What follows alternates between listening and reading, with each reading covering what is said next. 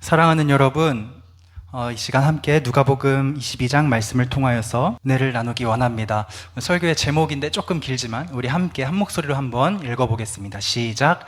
우리는 언제나 하나님께 감사하지 않을 수 없습니다. 최근에 아주 유행했던 유행어이자 밈이 하나 있습니다. 완전 럭키 비키잖아. 들어보신 분 계신가요? 여기는 다 아실 것 같고, 네, 그런 밈이 있습니다, 여러분. 장원영이라는 아이돌, 아주 인기가 많은 아이돌이 나와서 완전 럭키 비키잖아 라고 하는 그 유행어가 정말 한 1년 전부터 지금까지 굉장히 영향력을 발휘하고 있는데요. 이 럭키 비키라는 게 뭐냐면요, 이 장원영이라는 여자 가수가 어렸을 때부터 가졌던 사고방식이라고 합니다. 훈련을 해왔다고 합니다. 어떤 사고방식이냐면, 직접 인터뷰에서 밝힌 내용인데, 내 일상 속에서 소소한 행복을 찾고 감사해야 하는 그런 훈련을 어렸을 때부터 해왔다고 합니다. 예를 들어서 빵을 먹으러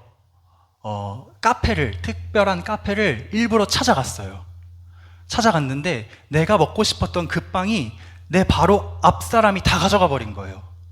그래서 아이고, 내가 이거 먹으러 여기까지 찾아왔는데 그 빵이 다 나간 겁니다. 그래서 이 장원영이라는 친구가 기다립니다. 기다리는 동안 새로 빵을 구워서 이제 내왔겠죠. 그 사이에 꽤 많은 시간이 흘렀는데, 그럼에도 불구하고 이 가수가 이렇게 말을 해요. 와, 완전 럭키비키잖아. 내가 딱 시간에 맞춰 와서 방금 갓 나온 빵을 먹을 수 있게 됐네? 라고 말하는 장면이 방송을 타면서 이 장원영의 럭키비키라는 말이 이제 유행어가 됐는데요. 이 분이 지금도 굉장히 젊어요. 아마 20대 초반이지 않을까 싶은데, 10대 초반 때부터 이미 가수 활동을 시작했기 때문에 수많은 이제 대중의 시선을 받으면서 지금까지 성장을 해온 겁니다. 얼마나 악플에 많이 시달리고 인기가 많은 만큼 악플에도 시달리고 스트레스가 많았겠습니까? 그런데 이 장원영 씨가 밝히기를, 나에게 수많은 그런 억울한 일들과 정말 이해할 수 없는 그런 상황들이 닥쳤지만, 그럼에도 불구하고 내가 지금까지 긍정적으로 기쁘게 이 자리까지 올 수 있었던 것은 내가 어려서부터 가지고 있던 그 럭키비키의 정신, 생각이라도 긍정적으로 하면 어려운 상황을 헤쳐나갈 힘이 실제로 생기더라 라고 하는 경험을 이분이 하고 나서부터 이제 악플이나 이런 것에 시달리지 않고 잘 대처를 해왔다고 해요. 제가 신대원 이제 공부를 하면서 여러 학술 자료를 많이 찾을 일이 많지 않습니까? 근데 논문을 찾는 그런 사이트 들어가면요, 요즘에 감사라는 키워드가 정말 많이 보이는데, 이게 좀 럭키비키 유행과 관련이 있는 것 같은데요. 심리학적으로 그리고 뇌과학적으로 감사를 억지로라도 찾아가면서 감사하는 그런 삶의 태도가 실제로 내 삶에 긍정적인 영향을 끼치더라 라고 하는 연구 결과들이 이제 쏟아져 나오고 있는 것을 제가 보았습니다. 이 장원영이란 분이 그 그리스도인인지 아닌지는 제가 모릅니다만 아주 훌륭한 삶의 지혜를 가지고 있는 것 같고요. 그 예전에 이찬혁 씨에 이어서 제가 아주 팬이 될 것 같아요. 아주 훌륭한 연예인인 것 같습니다. 제가 군대에 이제 복무를 하던 시절에 이제 군 생활이 다 익숙해졌고, 군 안에서 벌어지는 일 다 내 손 안에 있고, 상병 이제 후임들도 다 내 말 잘 듣고 선임들도 나를 인정해주는 그런 때가 되어서 휴가를 길게 한번 나갔다 들어온 적이 있어요. 한 열흘 정도 휴가를 나갔다가 사회물을 많이 먹고 부대로 돌아왔습니다. 너무 우울하더라고요. 내가 며칠 전까지만 해도 치킨 먹고 피자 먹고 다 했는데 내일부터 또 그 똥국이랑 고등어 순살 조림이랑 이런 거 먹으면서 군대리아 먹으면서 버텨야 되는구나 하는 생각에 아주 우울했는데요. 저희 부대가 그 윤일병 사건이 있었던 부대였기 때문에 그런 일이 또 발생하지 않기 위해서 부대 차원에서 여러 가지 이제 선진 병영이 되고자 많은 일들을 이제 시켰는데, 그 중 하나가 자기 전에 하루의 일과를 마치고 분대끼리 모여서, 한 분대가 한 7, 8명 되거든요. 분대끼리 모여서 소모임을 하는 거였습니다.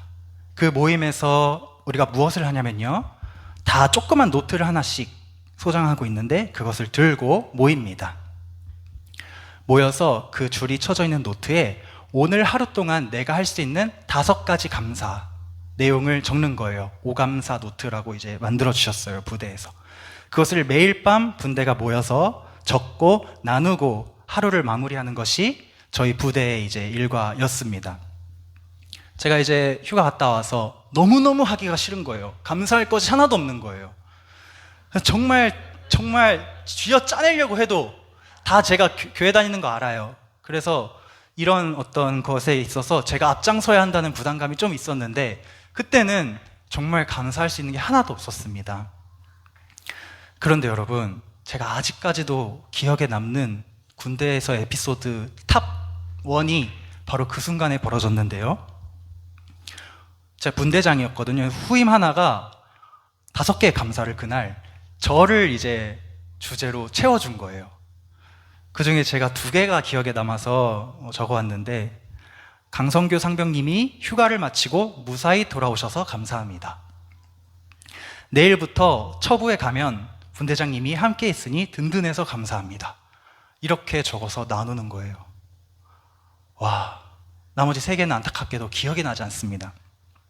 근데 제가 이 후임이 해준 이 감사 덕분에요, 그 휴가 복귀한 주뿐만 아니라 남은 군 생활을 정말 무리 없이 기쁘게 지낼 수 있는 힘을 제가 그때 정말 얻은 것 같아요. 지금도 만납니다. 아주 가끔씩. 이렇게 여러분, 긍정적으로 사고를 하자. 럭키비키. 일상 속에서 작은 것 하나에도 감사하자. 감사의 습관. 교회 안에서나 밖에서나 이것은요, 여러분, 삶의 지혜입니다. 워낙 강조되고 있는, 예전부터 중요한 태도입니다. 요즘에도 학교에서 태린이 주에 그런 예시를 선생님들이 들어주는지 모르겠어요. 컵에 그 물이 반 있는 그 사진이 딱 있고 시선 A와 시선 B가 있죠. A는 컵에 물이 반밖에 없네 라고 하고, B는 뭐라고 합니까? 컵에 물이 반이나 남았네 라고 하죠. 이거 다 아시죠? 이거 고전이잖아요. 너무 들어서 지겨울 정도인데, 이 예시가 아직까지도 언급이 되는 이유는 뭐냐면, 이런 태도와 습관을 통해서 실제로 사람들이 힘을 얻는 경험들을 하기 때문인 것 같습니다. 제가 감사라는 말, 영어로 thank you라고 하죠. 그래서 thank라는 말을 어원적으로 한번 찾아보니까 think라고 하는 생각하다와 똑같은 어원에서 파생된 단어라고 합니다. 그런데 이 두 단어 중에 더 오래된 근원이 되는 뿌리인 단어가 생각하다래요. 즉, 감사는 생각에서 시작된다라는 것이죠. 그것이 뇌과학적으로도 심리학적으로도 우리의 경험적으로도 증명이 되고 있습니다. 감사는 생각에서 시작되는구나. 그리고 생각에서 시작된 감사가 우리 삶에 실제로 긍정적인 영향을 미치는구나. 우리가 여기까지 삶의 지혜를 이미 다 얻은 사람입니다. 실천을 못해서 그렇지 우리를 비롯한 모든 현대인들이 다 알고 있습니다. 생각만으로도 감사할 수 있고, 감사하면 내게 힘이 주어지는구나. 어려움을 헤쳐나갈 힘이 생기는구나. 모두가 알고 있습니다. 근데 여러분, 문제는 이것입니다. 문제는 저는 3가지 문제가 있다고 생각합니다. 그렇다면 우리의 생각이 멈춰지는 순간이 있거든요. 생각이 멈춰지는 순간. 그리고 우리의 생각의 힘을 맹신할 때에 찾아오는 2가지 커다란 위험이 있거든요. 이 3가지 가능성 때문에 저는 럭키비키, 감사 습관화하기, 이것으로 우리의 모든 인생에 감사의 능력을 누릴 수 없다고 확신합니다. 우리는 연약한 존재이기 때문에 생각이 멈출 때가 있습니다, 여러분. 럭키 비키를 도저히 할 수 없는 상황이 있어요. 내가 긍정적인 생각을 통해서 이 상황을 뒤집어 보고 싶은데 내 삶에 보이는 긍정적인 요소가 단 하나도 없을 때가 있습니다. 그리고 있다고 해도 그것을 가지고 생각을 하면서 머리를 굴려서 상황을 뒤집고 싶은 의지와 힘이 없을 때가 있습니다. 여러분, 욥을 한번 떠올려 보세요. 욥. 그는 하나님께 의롭다고 인정을 받은 사람이었습니다. 많은 복을 받았습니다. 믿음도 아주 좋았습니다. 그래서 그는 만만치 않은 고난이 닥쳐올 때에도 흔들리지 않았습니다. 하나님이 욥기 42장 내내 끝까지 인정하십니다. 욥은 의롭다. 욥은 한 번도 의롭지 않은 적이 없었다. 인정하세요.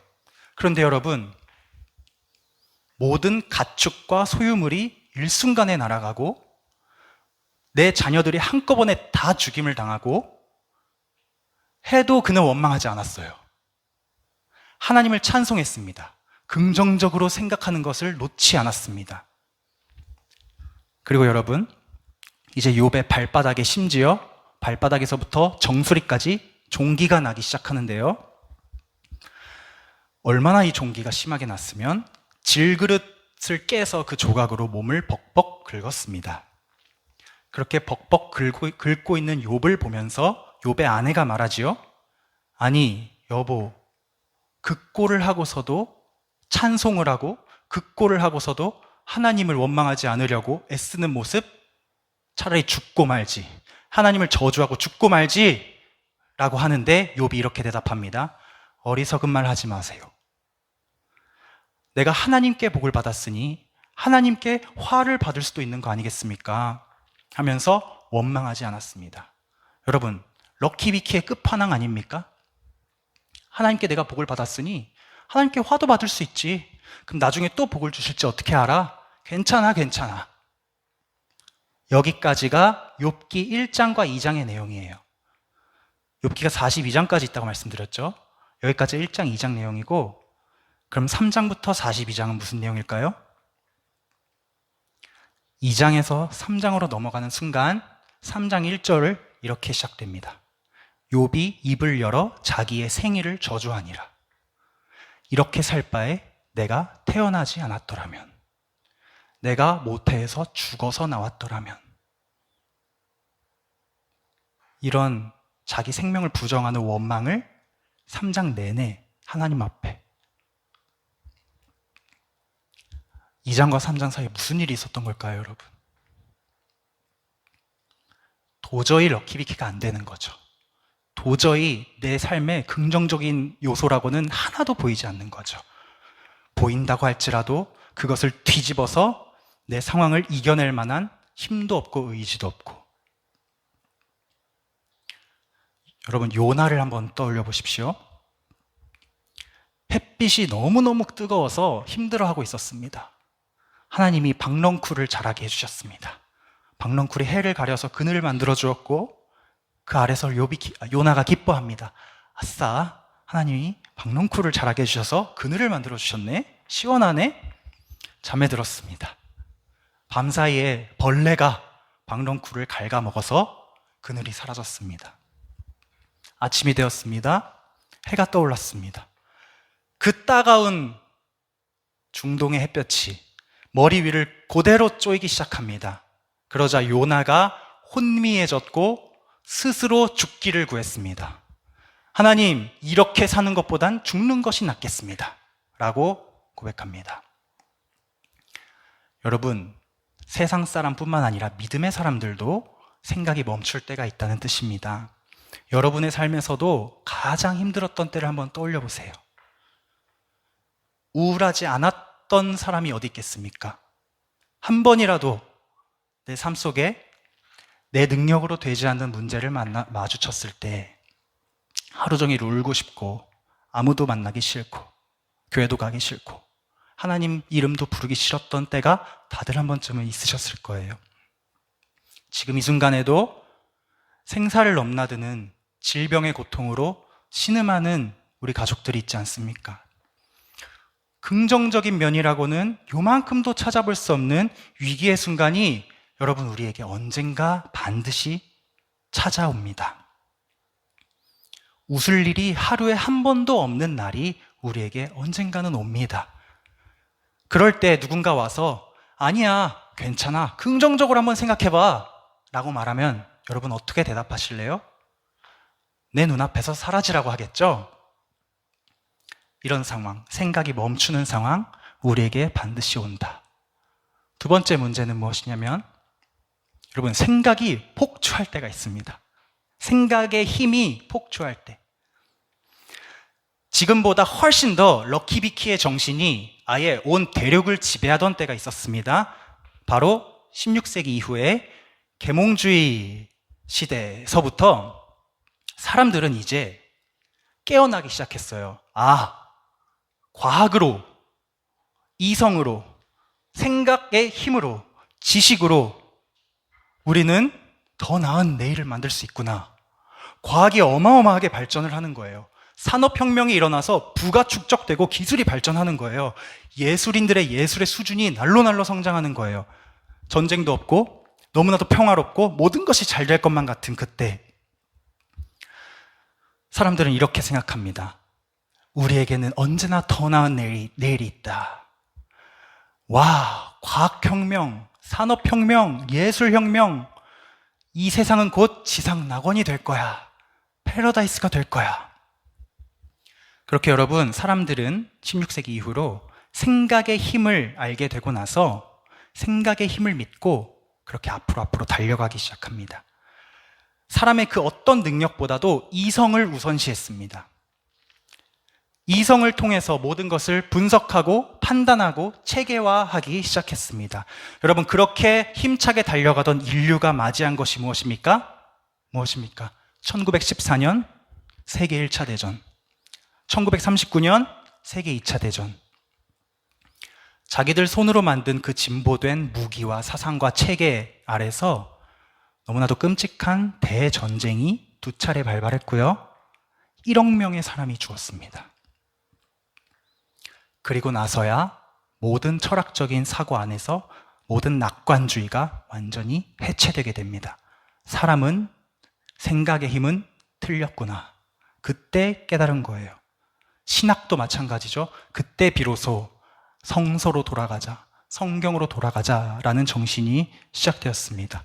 이렇게 생각이 폭주할 때가 있다. 마지막 세 번째는 반대로 생각이 우리를 침몰시킬 때가 있다. 여러분, 생각의 힘을 알게 된 사람들이 이제 깨달았어요. 그래도 선을 넘으면 안 되는구나. 깨닫고 나서 장원영 럭키비키처럼 일상생활에서 생각의 힘을 사용하기 시작합니다. 계속 되뇌이는 거예요. 할 수 있어. 괜찮아. 잘 될 거야. 긍정적으로 살면 언젠가 기회는 올 거야. 여러분, 서점에 가면 이런 류의 책이 요즘에 얼마나 많은지, 위로하는 책, 무조건적인 긍정, 무조건적인 지지, 무조건적인 위로, 이런 책이 얼마나 많은지. 여러분, 우린 다 알고 있죠? 이런 무조건적인 지지와 위로와 긍정이 사람을 오히려 침몰시킬 때가 있다는 거. 내 생각에 한계가 있음을 알매도 불구하고 자꾸만 괜찮아, 나아질 거야 라고 하는 습관은요, 여러분 행운이 오기만을 갈급하는 수동적인 사람을 만들게 됩니다. 게을러집니다. 현재 안주하게 됩니다. 고난을 헤쳐가려면 나에게 의지적인 결단이 필요하고 행동이 필요한데 그 모든 것들을 그냥 생각에 넘겨버리는 거예요. 그리고 아무것도 하지 않는 것입니다. 이렇게 세 가지 문제가 있습니다. 생각의 힘을 너무 맹신하면 안 되는 이유. 그래서 여러분, 성경은 우리에게 분명히 명령하지요. 데살로니가전서 5장에서 항상 기뻐하라, 쉬지 말고 기도하라, 범사에 감사하라. 범사에 감사하라. 가능하니까 범사에 감사하라 시키셨을 텐데 아무리 생각해도 사람의 생각의 힘으로는 이것이 도저히 불가능하거든요. 상황의 심각성이 내 능력을 넘어갈 때가 너무너무 많거든요. 나를 내가 믿을 수가 없거든요. 그러면 우리는 어떻게 해야 하는가?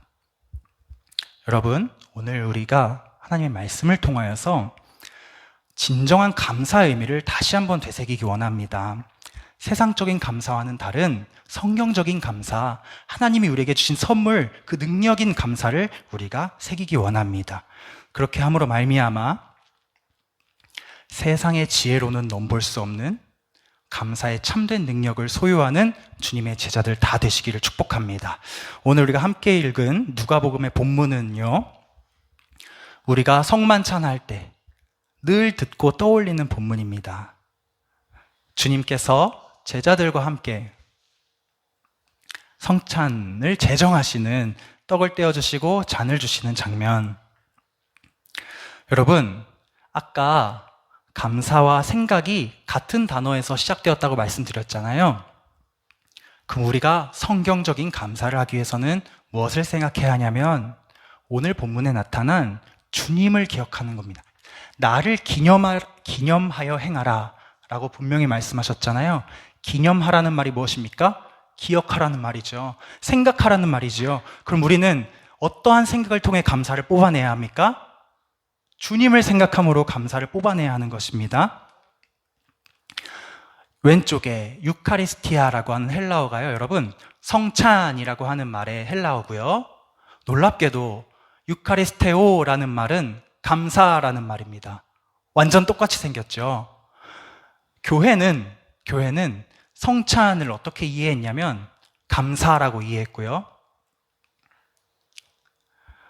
즉 이들은 감사를 주님께서 자기 몸과 피를 내어주시고 우리와 새 언약을 세운 사건, 그것이 모든 감사의 근원이다 라고 고백하며 살았습니다. 주님께서 우리에게 나를 기념하여라 라고 하셨습니다. 여러분, 기념하여라 라는 말은 이별을 암시한 말이죠. 나를 기념하여라, 이별을 암시한 말인데 이런 뜻이죠. 얘들아, 오늘은 우리가 함께 먹고 마시지만 앞으로는 한동안 이런 자리가 아마 없을 거야. 그렇지만 나를 기억해라. 나를 기념하여라. 내가 없어도 얘들아 괜찮을 거야.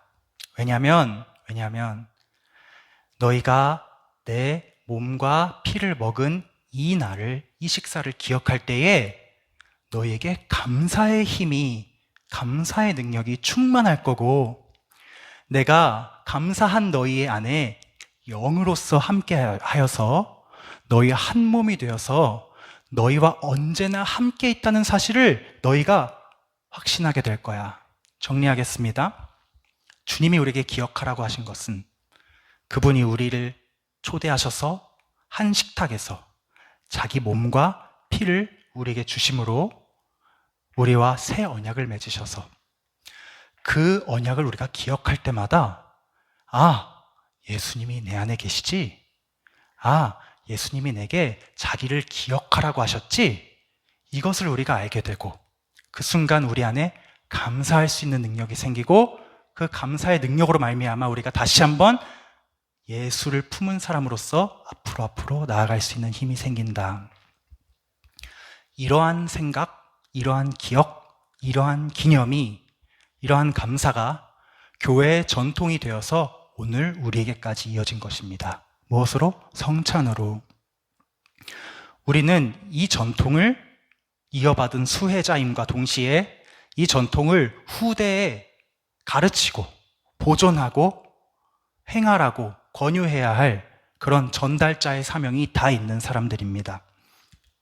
우리 고린도서 3장 2절에서 5절 말씀을 읽어보겠습니다. 이 말씀 위에 표제가 붙어 있습니다. 바로 새 언약의 일꾼들, 주님이 새 언약을 맺으신 일꾼들, 우리를 뜻하는 것이죠. 함께 읽어보겠습니다. 시작. 너희는 우리의 편지라 우리 마음에 썼고 뭇 사람이 알고 읽는 바라.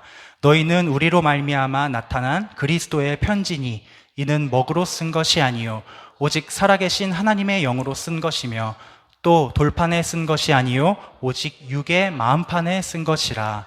우리가 그리스도로 말미암아 하나님을 향하여 이 같은 확신이 있으니 우리가 무슨 일이든지 우리에게서 난 것 같이 스스로 만족할 것이 아니니 우리의 만족은 오직 하나님으로부터 나느니라.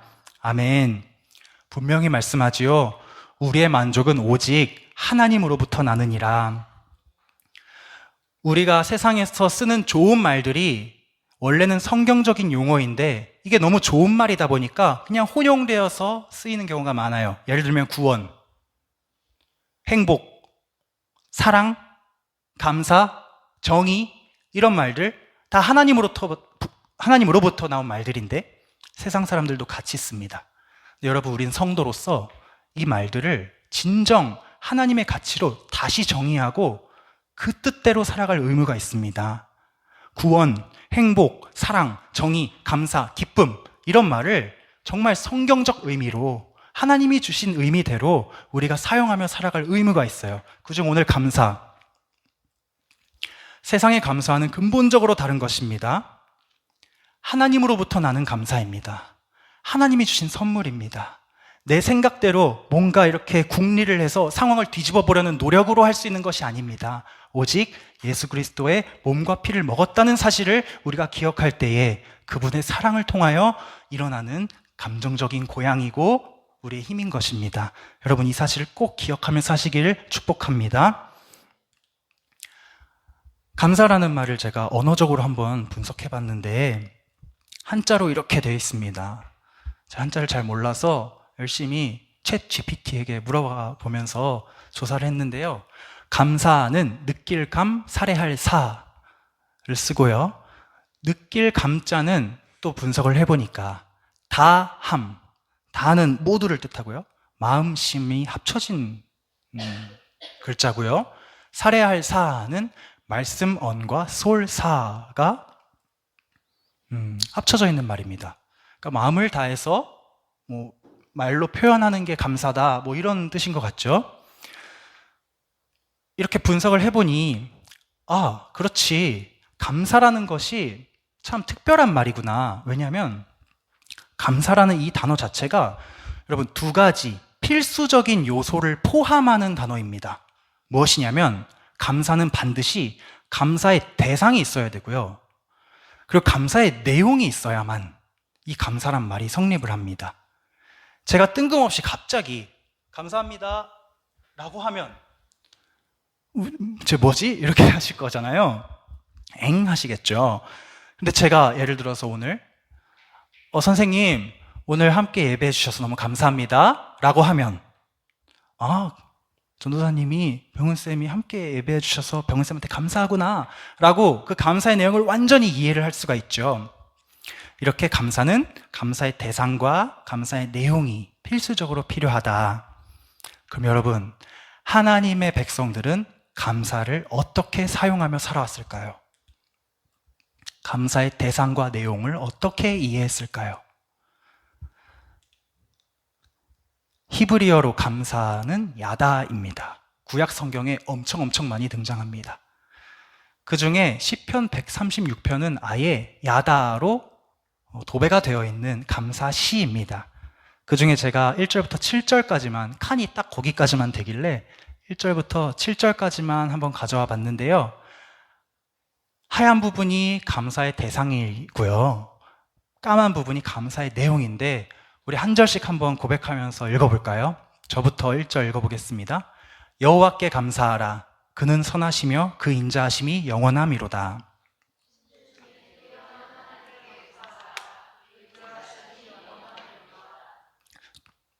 주들 중에 뛰어난 주께 감사하라. 그 인자하심이 영원함이로다.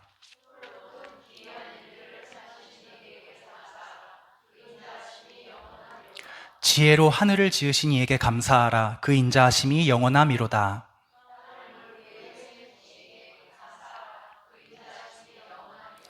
큰 빛들을 지으신 이에게 감사하라. 그 인자하심이 영원함이로다. 이렇게 여러분 쭉쭉쭉쭉 이어집니다. 시편 136편이요. 하나님의 백성이 이해하는 감사란 이것입니다. 그들은 오직 감사의 대상이 단 한 분밖에 없습니다. 야다라는 말이요, 구약 성경에서 하나님에게만 쓰입니다. 즉 하나님의 백성들은 감사라는 말 자체를 하나님께만 사용했어요. 감사의 내용은 무엇이었냐? 하나님이 하신 모든 일에 대해 감사하며 살았습니다. 감사라는 말 자체가 대상과 내용이 비어 있으면 성립이 되지 않는 단어임을 우리가 생각할 때에 여러분, 감사의 대상과 내용을 올바로 입력해야만 우리가 감사의 능력을 얻을 수 있는 것이거든요. 그런데 하나님의 사람들은 감사의 대상과 내용을 어떻게 고정시키고 고백했다고요? 감사의 대상은 오직 여호와 하나님. 감사의 내용은 그가 하신 모든 일. 이것이 감사입니다. 감사의 대상에 자꾸 내 자신을 넣거나 내 친구를 넣거나 사람을 넣거나 해서는 안 되고 그 내용에 우연히 발생한 어떤 좋은 일을 넣거나 행운을 넣거나 우연히 발생한 내게 기쁜 일을 넣거나 안 된다는 것입니다. 그러한 감사는 잠깐의 정신승리 혹은 이 상황을 헤쳐나가지 못한 나에게 주는 어떤 회피, 삶을 진지하게 대하지 않는 태도가 될 수밖에 없다. 감사의 능력이 제대로 발휘되기 위해서는 감사의 필수 요소인 대상과 내용이 고정되어 있어야 한다. 감사의 대상은 오직 하나님이다.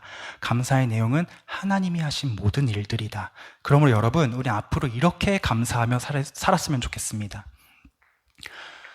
중래쌤, 매주 성실하게 중고등부 교사로 섬겨주셔서 감사합니다.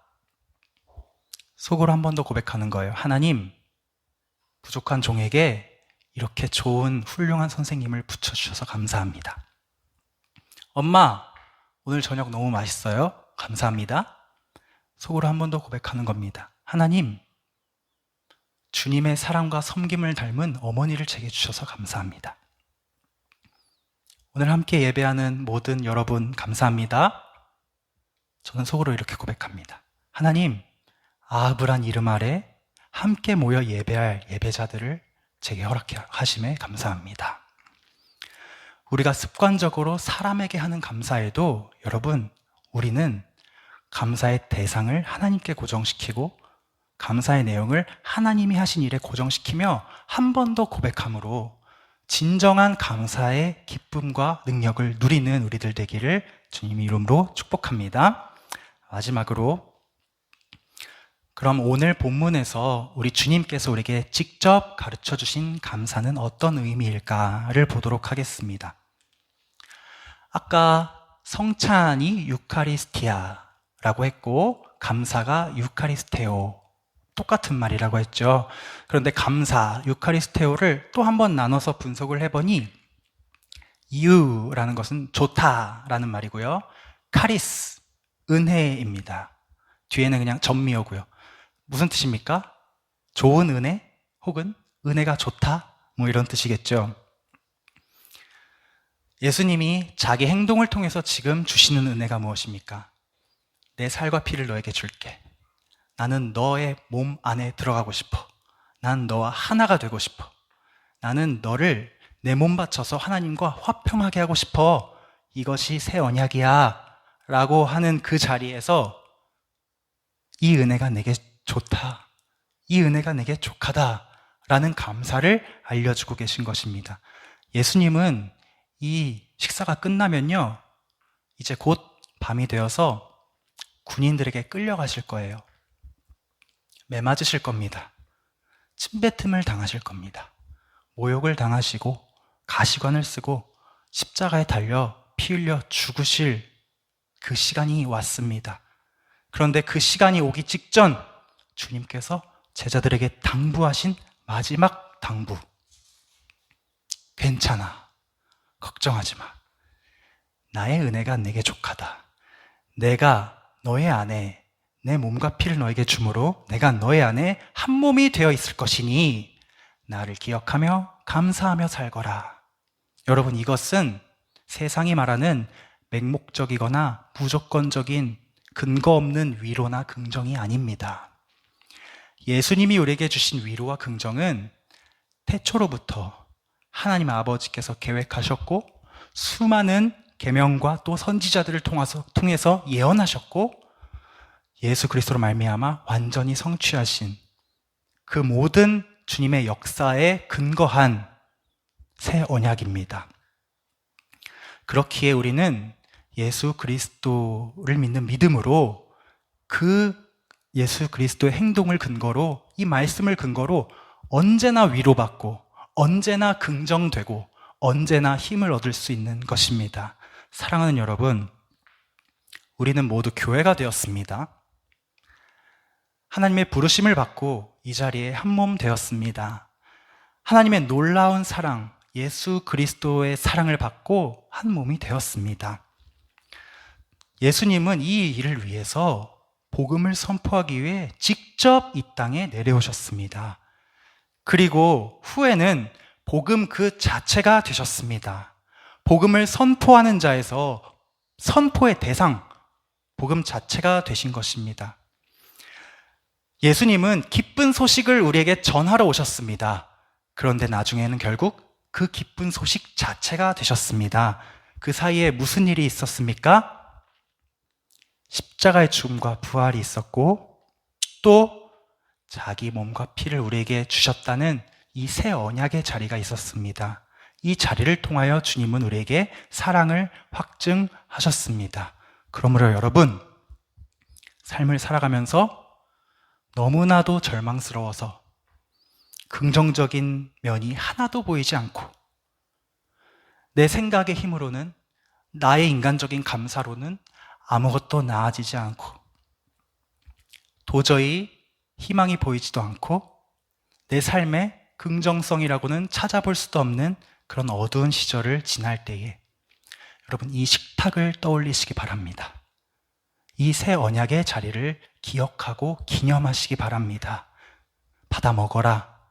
너희를 위하여 주는 내 몸이니라. 받아 마셔라. 이 잔은 너희를 위하여 내 피로 세우는 새 언약이니라. 내가 죽기 전에 너희와 이 식탁을 갖기를 원하고 또 원하였느니라. 얘들아, 나를 기억하면, 나를 기념하면 어떤 상황에서도 감사할 수 있단다. 나의 십자가의 고난과 피 흘림과 죽음이 바로 널 위한 것이었단다. 내가 그렇게 목숨을 다해 너를 사랑한단다. 내가 하나님의 나라에서 너와 영원히 살게 될 그날까지 내게는 아무런 기쁨도 없단다. 그러니 내가 다시 돌아올 때까지 나를 잊지 말고 기억하길 바란다. 나를 기억하고 기념하면 나는 늘 너와 함께 있을 거야. 너의 고통과 고난을 내가 옆에서 함께 아파하고 함께 이겨낼 수 있도록 너에게 힘과 용기를 줄 거야. 이 사랑을 기억할 때 우리에게 진정한 감사의 힘이 넘쳐나게 될 줄로 믿습니다. 마지막으로 제가 감사에 대해서 말씀을 준비하면서 묵상한 말씀이 있습니다. 설교를 준비할 땐 항상 듣는 사람이 누군지에 따라서 그들을 생각하면서 제가 준비를 하기 때문에 이번에도 그렇게 아하브 함께 예배하는 자들을 생각하면서 감사에 대해 묵상을 했는데요. 제가 데살로니가 후서에 있는 말씀 읽어드리고 말씀을 마치려고 합니다. 데살로니가 후서 2장 13절에서 17절까지 아까 처음에 한번 읽어드린 말씀인데요. 이 말씀 읽어드리고 오늘 설교 마치도록 하겠습니다. 주님의 사랑을 받는 형제자매 여러분, 우리는 여러분의 일로 언제나 하나님께 감사하지 않을 수 없습니다. 하나님께서는 여러분을 성령으로 거룩하게 하시고 진리를 믿게 하여 구원에 이르게 하시려고 처음부터 여러분을 택하여 주셨기 때문입니다. 이렇게 되게 하시려고 하나님께서는 우리의 복음으로 여러분을 부르시고 여러분에게 우리 주 예수 그리스도의 영광을 얻게 하셨습니다.